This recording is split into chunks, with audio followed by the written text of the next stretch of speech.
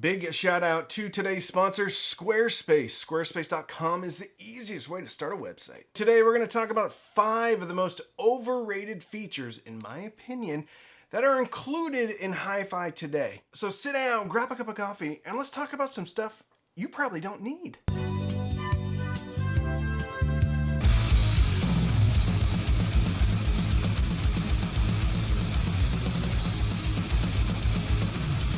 With these features that I'm going to talk about, it doesn't mean I'm telling you that you're wrong if you use them. Frankly, I have used all of these in the past and still do today, but maybe not for the reason that you think I do. I'm just saying that over the hundreds of things that I've listened to, played around with, that these are some features that I don't really care about anymore. Huge thank you to today's sponsor, Squarespace. You've heard me talk about Squarespace before. If you need a website, and everybody needs a website, if you have your own business, if you have your own hobby, if you want to start your own community, then you might as well go get your own website. CoffeeMugEnthusiast.com, BudgetPenQuarterly.com, or .net.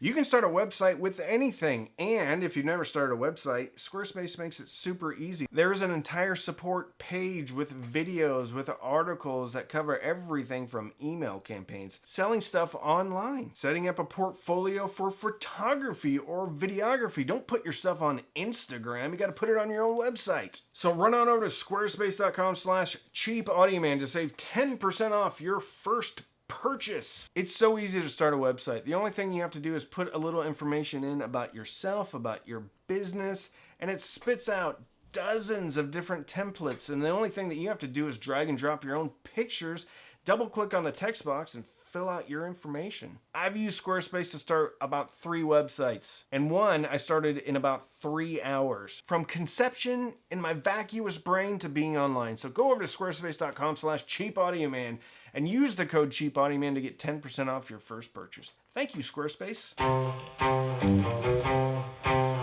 Balanced outputs and inputs. And this may ruffle some feathers, but I don't think we need balanced, for speaker amps especially. Now, it's a bit hypocritical of me because I do use balanced all of the time, but it's not for any sonic improvements. It's because I like the cables. They're easier to connect and disconnect. They feel a little bit more beefy. But as far as like noise rejection, I get it. Balanced cables are used all of the time in pro audio because they inherently reduce noise from interference. They have sine waves, 180 degrees out of phase, which cancels noise interference. At least that's what I've been told. But it seems like there's been a move towards balanced equipment in the last couple of years. The funny thing to consider is that none of the vintage audio that was out in the 70s and 80s that sell for thousands of dollars now, none of that had balanced connections. Normally you'll get a higher voltage output, so twice as much voltage. So if line level is 2 volts on a single-ended, you'll get 4 volts on a balanced. But for short runs, for stuff that's right next to each other, a stack in your rack, I don't really understand why we need balanced. And I think sometimes balanced inputs and outputs are just used to raise the price. Because in pro audio, it's not really all that expensive. But in hi-fi, if you got balanced stuff on there, you're going to pay the balance tax. Some products are out there that are somewhat affordable, from like Squarespace to the Freya. A lot of balanced headphone stuff, but balanced headphone stuff's a little bit different because I can hear slight differences between a balanced input and a single-ended input on the same headphones, but it is so minute and I have to lean in so far. I think for a speaker system, you don't need balanced. And you definitely don't need to pay for balanced. Numero uno, Bluetooth. I know this is probably not going to be a popular opinion, but I don't even use Bluetooth anymore. I get it. If a friend comes over, it's super easy for them to hook up to Bluetooth via your phone. But I don't think Bluetooth needs to be included in everything. If this is a system that's a hi-fi system that you mostly use for musical fidelity, then Bluetooth is kind of a head scratcher for me. If it's in the living room, I get it. If the kids use it, I get it. If you're having a dinner party, I get it. But I've seen Bluetooth receivers sell for over $100. And with the advent of streaming and how affordable streaming has gotten within the last year or so, I just don't think anybody needs Bluetooth anymore. The Wii Mini Streamer is usually around $80, and you get high-res streaming. You also get Apple AirPlay 2. You also get Chromecast. And most people have AirPlay or Chromecast on their phone. So at the very least, you're getting 1644.1 better data transfer from Chromecast or AirPlay than you are from Bluetooth. I know new Bluetooth codecs are coming out all of the time. But I think Apple's coming out with a lossless Bluetooth, and even then, most of the Bluetooth included in amplifiers, most of the Bluetooth included in DACs isn't going to support Apple lossless Bluetooth. There's going to have to be a whole bunch of new stuff come out. They're going to have to start selling the chips. Anyway, it's going to be a whole big thing. But outside of pure convenience, outside of having something next to the pool, I just don't think Bluetooth is a big deal anymore. Working out, wireless earbuds, I get it. But if someone's really listening to music, Bluetooth's not very good.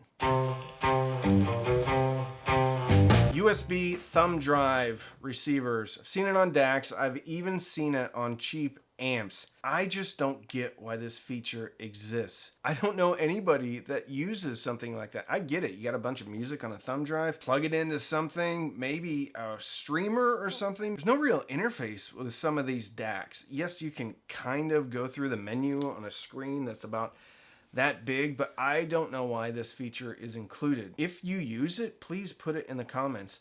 But I have never used a thumb drive full of music to plug into a DAC, a streamer, or definitely an amp that doesn't have any display. There's a time span of about a year where that feature is used on some amps. The SMSL SA200, basically the same amp as the DA9 with the exception of it having USB. And I think the DA9 is a great amp, but I don't know how useful it is to have a thumb drive and have to navigate through a menu. I just think that's a useless feature. Maybe if you put it on random, something like that, I guess. But if that never showed up on a piece of equipment again, listen, I've never heard somebody say, I need to have a USB thumb drive in this amp. It's a deal breaker if it doesn't have one. Never heard that. Never heard that. Never heard that.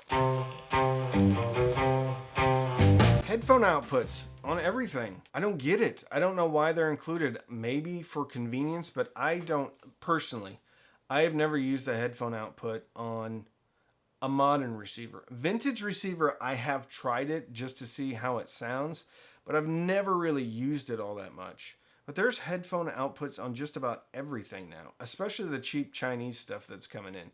Like I have a phono preamp that has a headphone output. Why do I need that? I have an EQ that has a headphone output. Why do I need that? And they're not good either. With how affordable, like legit headphone amps are now from Skit, from SMSL, from Topping, from Gishelli Labs, I do not understand why these headphone outputs are on everything. And I think if you're really into hi-fi and you have headphones, chances are you're not using the included headphone output. I mean, I think the Blue Sound Node had a headphone output. If you use the headphone output on some type of integrated amp, put it in the comments and tell me, is it better, worse, the same as your dedicated headphone amp rig?